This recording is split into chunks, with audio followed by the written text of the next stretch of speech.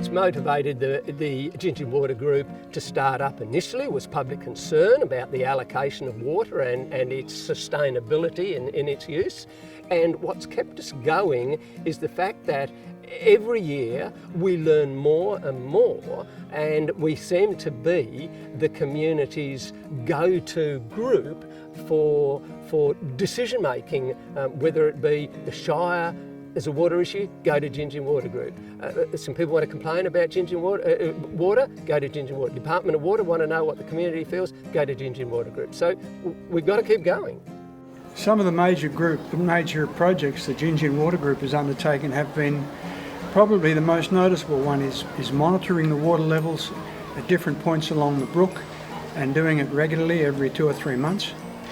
Having group meetings, for instance, landowner-farmer meetings to discuss how they manage their situation on the brook and how much water they use and how they monitor it, etc. And a bus tour, we took a busload of local citizens around, up and down the brook to different locations, some on farms, to see the different levels, and so that the people, the general public, had an awareness of what's really happening firsthand. They could see it. I've been a member of Gingin Water Group since it started because we understand so little about how the river works, and certainly we're fed by Moore River, but Gingin Brook is a greater source of our water, and we're spring fed, and we don't really understand how that works, and Gingin Water Group's working on that. And if any information we can gather, if we can put it all together and get it to departments who can do something with it, we'll be very pleased. We're a community with a strong vision, and that was a vision to try and maintain this beautiful, natural, undeveloped waterway in its current state for as long as possible, basically, and try and educate the increasing numbers of visitors coming here into what was so special and important about it and why it needed to be protected.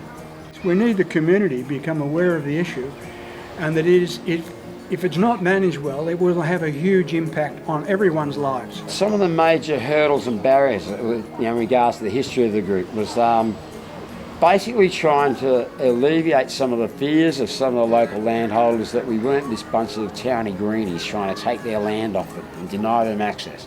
That we really had this view that this was an asset that belonged to all Western Australians and probably needed to be protected as such, and hoping that they would realise that the more that we were going to benefit them in the long run by giving them a healthier estuary, around which to work and live. I mean, we're about protecting the place.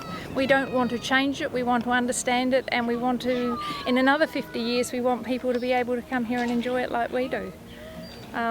If there's going to be development, we think it should be north of the river. There's a lot of degraded land already, whereas nearly all the land between here and Two Rocks is in good condition, even that's been grazed. Allow people access, but on a limited scale, but at the same time trying to protect that which they most desire to see, which is the beautiful natural kindness and undeveloped nature of the waterway itself.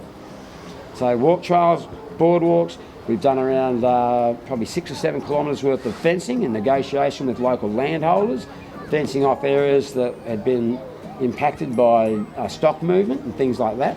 So about 60 or 70 hectares we fenced off, about 6 or 7 kilometres worth of fencing. We've planted over around 50,000 native trees and shrubs in various areas over the last 12 to 15 years or more. We're currently sourcing funding or trying to extend the boardwalk area and do additions, and as a small group just trying to take small bites and manage small things just a little step at a time, what we can manage with the limited resources that we have. Friends of Moore River Estuary would really like to see a regional park between the metropolitan boundary at Two Rocks and the river.